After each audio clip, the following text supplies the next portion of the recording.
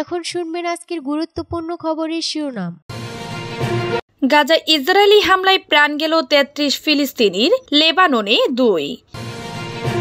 ইয়েমেনে মার্কিন বাহিনীর ফের মুহুর্মুহুর হামলা, নিহত ১২। ৩০,০০০ তরুণ নিয়োগ, হাল ছাড়ছে না হামাস।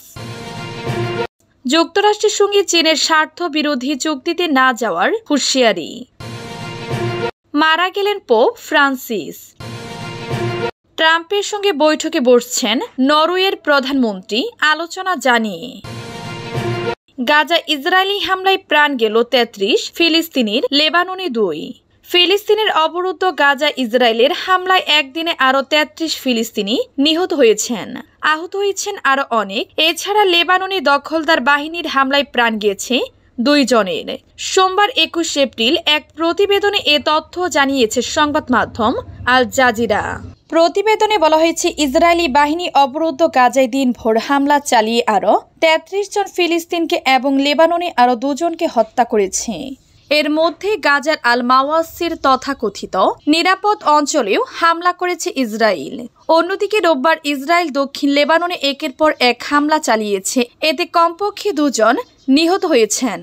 পৃথক প্রতিবেদন বার্তা সংস্থা আনাদুলো বলেছে, গাজা উপত্যকায় ২০২৩ সালের অক্টোবর থেকে ইসরায়েলি আগ্রাসনে মোট মৃত্যুর সংখ্যা বেড়ে ৫১,২০১ জনে পৌঁছেছে বলে রোববার গাজার স্বাস্থ্য মন্ত্রণালয় জানিয়েছে।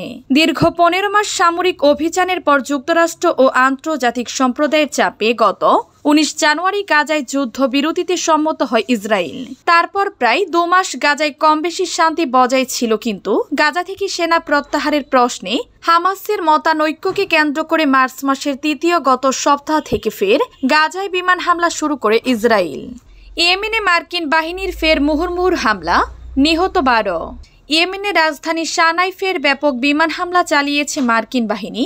সোমবার সকালে ইরান সমর্থিত বিদ্রোহী গোষ্ঠী ইহুদি স্বাস্থ্য মন্ত্রণালয় জানিয়েছে, হামলায় অন্তত ১২ জন নিহত হয়েছে, আহত হয়েছে আরও ৩০ জন। খবর আরব নিউজ ও আল জাজিরার। হুতি পরিচালিত সাবা নিউজ এজেন্সি মন্ত্রণালয়ের বরাত দিয়ে বলেছে, আমেরিকার শত্রুদের রাতভর হামলায় হতাহতের ঘটনা ঘটিয়েছে। সানার ফারোয়া জেলার একটি আবাসিক জোন এবং একটি বাজারে এই হামলা হয়েছে। এছাড়া মারিব প্রদেশ, পশ্চিমে হুদাইদা এবং উত্তরে হুতিদের ঘাঁটি সাদায়েও হামলা করেছে বলে প্রতিবেদনে বলা হয়েছে। মার্কিন প্রেসিডেন্ট হিসেবে ক্ষমতায় বসার পর ইয়েমেনে হুতিদের বিরুদ্ধে অভিযানের ঘোষণা দেন ডোনাল্ড ট্রাম্প।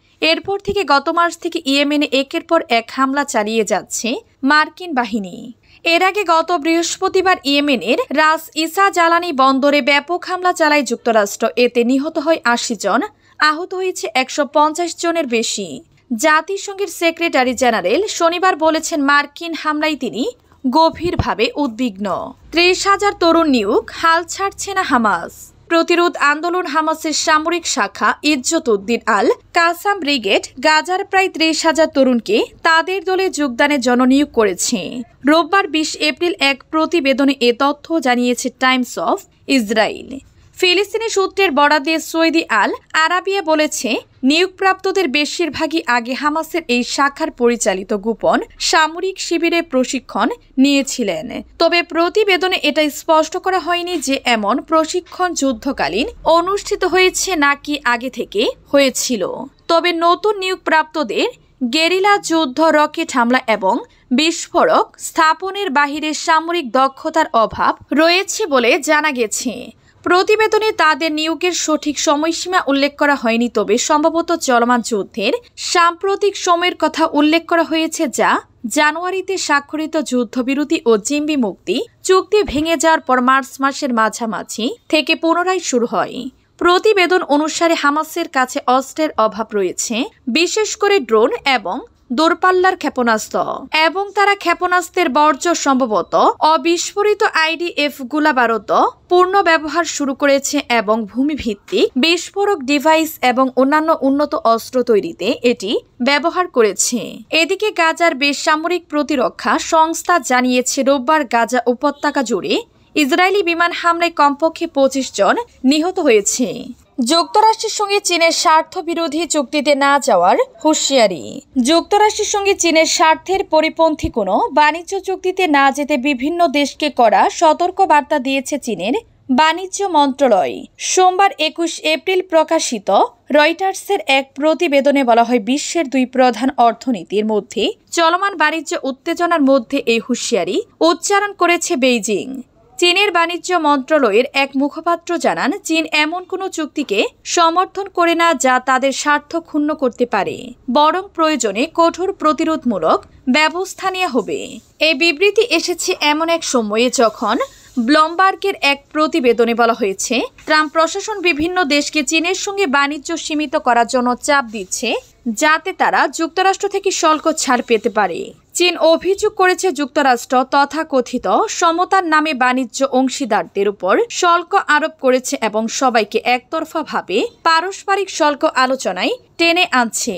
চীনা বাণিজ্য মন্ত্রণালয় জানিয়েছে, তারা নিজ দেশের অধিকার ও স্বার্থ রক্ষায় অনড় অবস্থানে আছে এবং বৈশ্বিক অংশীদারদের সঙ্গে পারস্পরিক সংহতি জোরদার করতে চায়। পোপ ফ্রান্সিস মারা গেছেন, তার বয়স হয়েছিল 88 বছর। দীর্ঘদিন ধরে ফুসফুসের গুরুতর জটিলতায় ভুগছিলেন তিনি।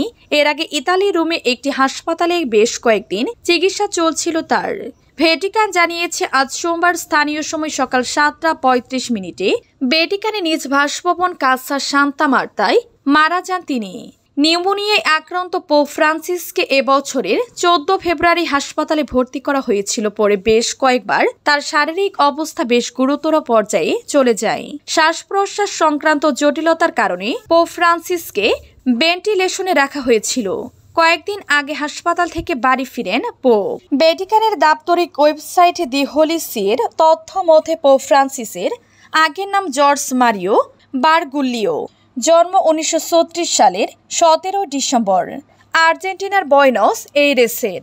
বাবা মারিও আর রেগিনা সেভুরি ইতালীয় অভিবাসী। বাবা মারিও ছিলেন রেলওয়ের হিসাবরক্ষক। কেমিস্ট্রি হিসেবে প্রশিক্ষণ নেওয়ার পর ধর্মের পথে পা বাড়ান জর্জ মারিও। পরবর্তী সময়ে তিনি দর্শন ও ধর্মতন্ত্রে পড়াশোনা করেন।